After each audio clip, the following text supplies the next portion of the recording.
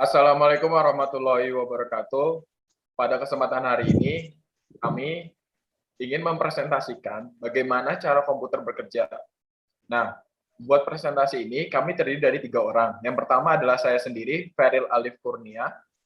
Saya Alvin Muhammad Rizky. Saya Felix Finansius Yaluhu. Cara kerja komputer. Dalam cara kerja komputer ada beberapa tahap. Yang pertama, boot up proses. Yang kedua, bagaimana CPU bekerja. Yang ketiga, bagaimana perangkat lunak bekerja. Yang keempat, media penyimpanan. 5, input-output device. Yang keenam, games dan multimedia. Yang ketujuh, bagaimana printer digunakan. Dan yang 8, bagaimana internet bekerja. Ada langkah-langkah dalam boot up proses. Yang pertama, power up. Yang kedua, power on self-test. Yang ketiga, find a boot device. Yang keempat, load the operasi system. Yang kelima, transfer control. Power up. Langkah pertama proses booting adalah menerapkan daya ke mesin. Ketika menyalakan komputer, terjadi serangkaian proses dan berakhir pada saat sistem operasi dapat kendali dari proses boot dan pengguna bebas mulai menggunakan sistem operasi. Ketika komputer dihidupkan, proses mengeksekusi beberapa kode startup dalam ROM dan terletak pada motherboard. Yang kedua ada power on self-test. Langkah selanjutnya dalam proses boot disebut power on self-test. Tes ini memeriksa semua perangkat keras yang terhubung dan memastikan semua berfungsi dengan baik. Setelah power on self-test menyelesaikan tugasnya, dan proses mencari daftar perangkat boot untuk perangkat BIOS di atasnya. Ketiga, find a boot device. Sistem input-output kadang ditemukan di file io.sys. Pada perangkat boot memberi ekstensi ke BIOS yang terletak di ROM pada motherboard. Yang terakhir, load the operasi sistem. Setelah fungsionalitas perangkat keras dikonfirmasi dan sistem I/O dimuat, proses booting akan mulai membuat sistem operasi dari perangkat boot. Sistem operasi dimuat ke dalam RAM dan setiap instruksi khusus tertentu dijalankan. Dan ada juga transfer control. Setelah langkah-langkah sebelumnya selesai dan sistem operasi dimuat dengan aman ke dalam RAM, proses boot akan melepaskan kontrol ke OS. Kemudian OS mulai menjalankan rutinitas startup yang telah dikonfigurasi untuk eksekusi aplikasi. Di akhir handoff, komputer siap digunakan. Selanjutnya ada bagaimana CPU bekerja. CPU adalah suatu perangkat keras pada komputer yang berfungsi untuk memproses data dari suatu perangkat lunak. CPU mempunyai 3 komponen, yaitu yang pertama control unit.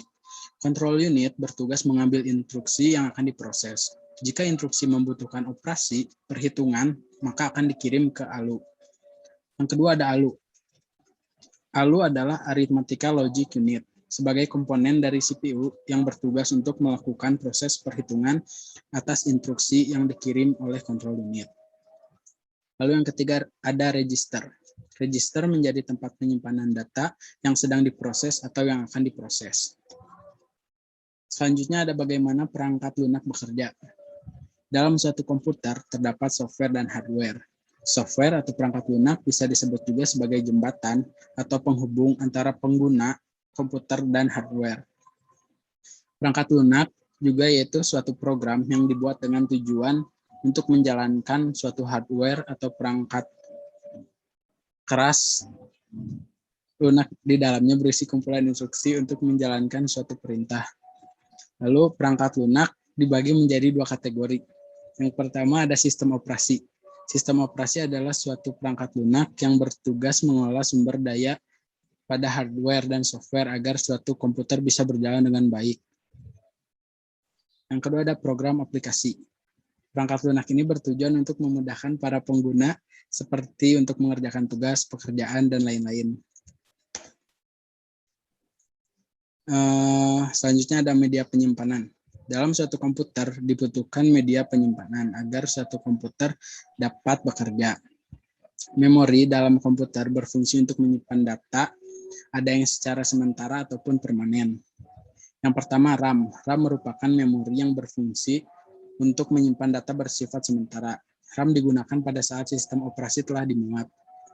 Yang kedua ada ROM. ROM merupakan memori yang berfungsi untuk menyimpan data bersifat permanen.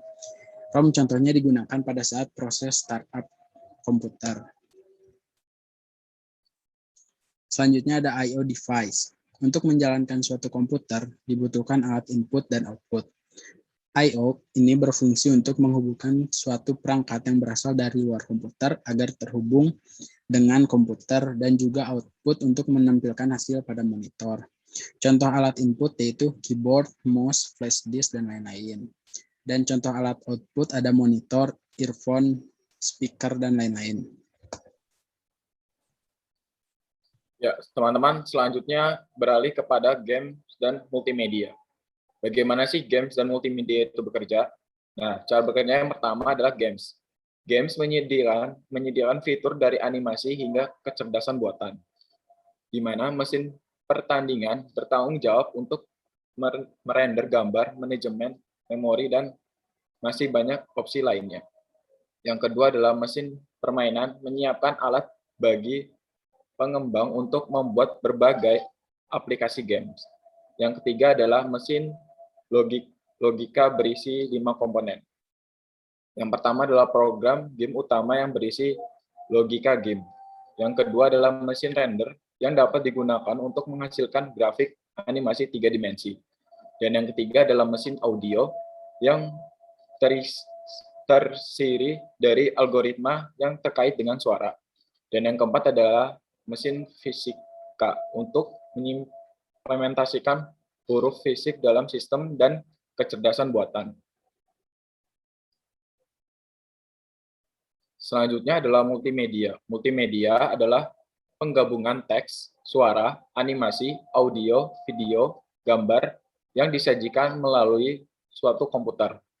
Contohnya, dalam membuat suatu film, kita diharuskan menggabungkan itu semua dan proses penggabungan itu dilakukan pada suatu komputer.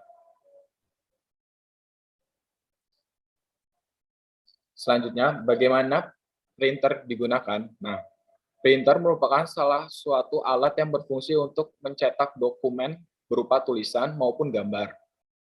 Untuk mencetak suatu dokumen pada printer, maka kita harus menyambungkan printer dengan komputer terlebih dahulu. Setelah itu, kita klik cetak.